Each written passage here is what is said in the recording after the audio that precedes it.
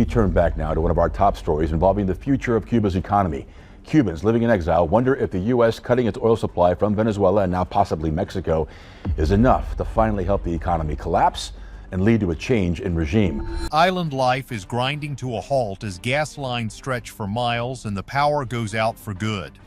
This is not a drill, it is the direct result of a new executive order that is cutting off the regime's oxygen supply. It is unprecedented, it is dramatic, and in my opinion, is checkmate. For a long time, they relied on a complicated web of corrupt deals to keep the lights on. But that web has been torn apart. It is not that simple, though, because what happens next could change the balance of power in our hemisphere forever. The regime is realizing that their decades-long run is hitting a dead end right now. Island economy facing total shutdown. Washington is moving toward a full blockade of all oil deliveries to the island, and the impact is being felt immediately across the entire country. For the first time in several decades, a total energy blackout is not just a possibility, it is becoming a daily reality for millions. Reports coming out of the region indicate that the economic system is on the very edge of a total collapse. The oppressive regime has managed to survive for years by using outside lifelines from places like Venezuela and Iran. But those nations are no longer in a position to keep this island prison afloat. With warships from the United States spread out across the Caribbean, experts are suggesting that the days of this dictatorship are numbered. The primary driver of this crisis is a new executive order that threatens massive tariffs on any country that dares to provide oil to the regime. This move has sent massive shockwaves through the global energy market. Before the recent capture of the Maduro leadership, Venezuela was the biggest supplier of oil and the main lifeline for the island. Now that the Venezuelan system has fallen, that supply has vanished. The island currently has fuel reserves that only last between 45 days to 2 months at the most. What we are going to see in the next month or so is a complete shutdown of the economy. The regime is condemning these actions and calling them state terrorism, but that does not change the fact that the tanks are running dry. Ordinary citizens are now dealing with daily power cuts and gas lines that never seem to end. People are waiting in line for almost 24 hours just to get a small amount of fuel. The economic situation was already very tough after the global pandemic, but it is getting much worse now. It is just too difficult to survive when there is no energy to run a business or even keep food cold. All of this is happening because the oil being sent there was sanctioned oil, operating illegally in international waters. When asked about the future, leadership in Washington simply says that the world is going to find out the plan very soon. The big problem for the island is that Mexico is not going to send them oil anymore either. With Venezuela and Iran off the table, nobody knows where they are going to find the energy needed to survive. But here is the catch. For many decades, the entire world of communist regimes propped up this tiny rock located only 90 miles south of Florida. All of that collapsed a few weeks ago because the Maduro regime was the one providing the gas. In exchange, the island would send military forces and secret police to help oppress people in South America and protect cartel leaders. All of this was only possible because they had the backing of big powers like China and Russia. They have had this support since the Cold War. But now, the tables have turned in a way that has America's oldest enemies in a state of absolute panic. The fact that the island needs constant life support is not just an opinion, it is their entire economic model. Everything is changing because those lifelines are being dismantled one by one. First, the South American support system fell apart, and then the people in Iran started taking to the streets to demand change. Now, by blocking oil shipments, Washington is not just tightening rules, they are pulling the plug on the entire support system. This is nightmare news for Russia and China because this island has been part of their plan to evade rules for a long time. It allowed them to threaten America from its very doorstep. Experts suggest this is still happening, especially with the recent landing of a Russian transport aircraft in Havana just a few days ago. This leads to a major cliffhanger about how the regime will handle the loss of their primary military allies. Communist regime losing every friend. The landing of that Russian aircraft shows just how desperate the situation has become. The regime might need more than just a simple lifeline to stay in control this time. Daily power cuts and lines for gas are the direct results of big global politics hitting ordinary citizens. The situation is so bad that people are truly struggling to find basic necessities. After the military offensive that deposed the previous leadership in Venezuela last month, the shipments of fuel and goods completely stopped. This is a massive problem because, as an island nation, they are truly stuck between a rock and a hard place. Their collapse was basically guaranteed the moment their partners in Venezuela were removed from power. The communist system of government on the island does not maintain itself by doing honest business with the free world. It does not allow citizens to build prosperous lives or expand the country for the better. Instead, it exists on intimidation and prison camps. It is a very sad situation for the people living there.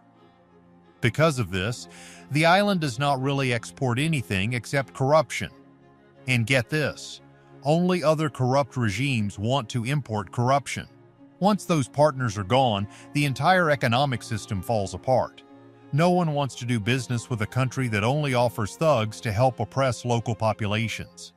Other countries in South America do not want or need any of that. Since they are not getting any oil, the value of the island as a strategic location for Russia and China is basically gone too. It is literally just a rock floating in the ocean now.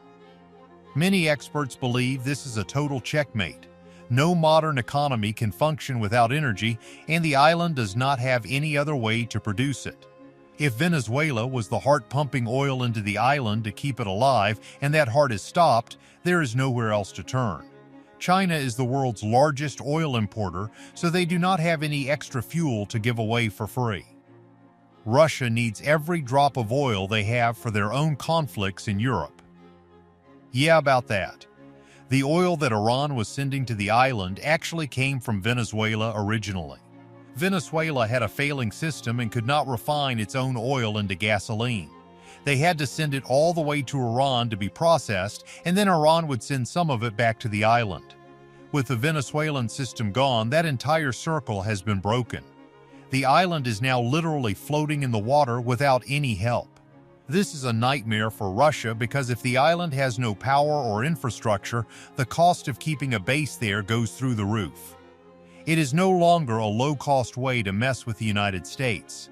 The regime is now totally isolated because their closest buddies are in a jail in New York. Now that the Venezuelan people are free, they can sell their oil to whoever they want. But they are not going to give it away to a regime that was underpaying for it anyway. The island simply has nothing left to offer the world. They cannot power up their economy or make their people rich. They are just stuck, waiting to see what happens next as the fuel runs out. The next big question is how the people living outside the island will influence the final days of the regime. Washington cutting off all energy. Members of Congress from South Florida are now calling for a total halt on all travel to the island.